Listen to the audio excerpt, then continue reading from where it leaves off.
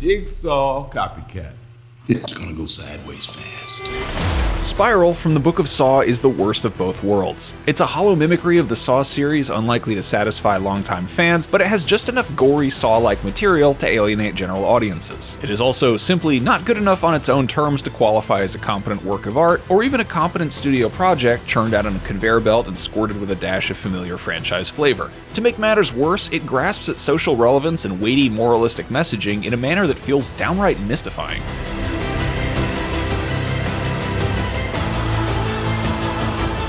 Spiral has an opening scene which promises an understanding of what made the series tick. It's a simple back-to-basics trap that pivots away from the large-scale torture houses of later entries. It's gaudy, intense, and enjoyable in a way the Saw series hasn't been for ages, but everything tumbles downhill from there. At the story center is Chris Rock's Zeke Banks, seemingly the only virtuous cop in a department of corrupt scumbags, and the son of Samuel L. Jackson's respected retired police captain. You wanna play games, mother?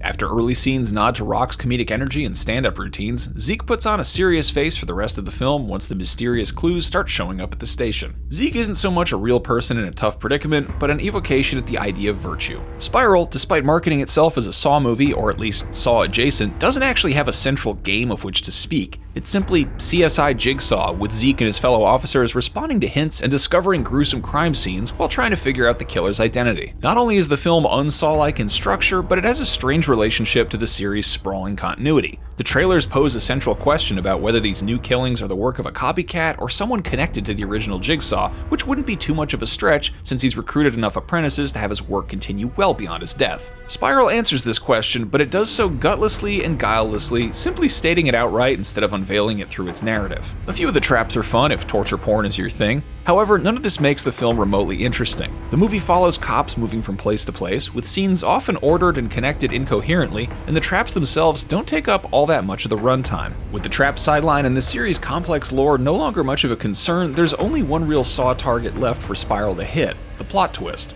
However, Spiral's premise is that of a murder mystery, and it's entirely about trying to uncover the killer's identity from the start. Even if you don't know the answer, the film asks the question so many times that it leaves little possibility for surprise. How much money you got? A lot. How many problems you got? A lot. How many people done doubted? A lot. All available units, officer down. Pray that you flop. Detective Banks en route. Between its cast of black A-listers, its hip-hop and R&B heavy soundtrack, and its focus on police brutality, the film clearly hopes to insert itself into the post-Get Out wave of socially minded black mainstream horror, although it does this about as deftly as the dopey slavesploitation thriller Antebellum. It even goes as far as employing imagery evocative of police shootings in a moment that tries and fails quite egregiously to echo the social commentary of George Romero's The Night of the Living Dead. And yet, despite all of this, Spiral doesn't want to actually confront the specter of race that looms over it, other than by having two of its lead characters be black police officers. Furthermore, the film doesn't want to confront any of its own ideas. Between its Book of Saw subtitle and the protagonist's name, Ezekiel, it hints at some religiosity in its subtext, but apart from one particular trap, these are mostly empty platitudes. Spiral from the Book of Saw is barely a Saw film, delivering only briefly on the visceral thrill of mutilation and on none of the series' other tenets. It's also the most artless, tactless version of what it plays like instead, a rejected pilot episode for a rote police procedural.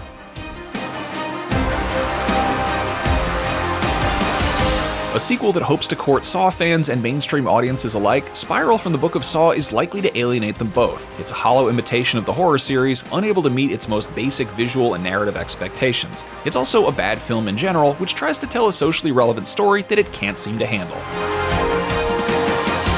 For more reviews of the latest movies, keep it right here on IGN.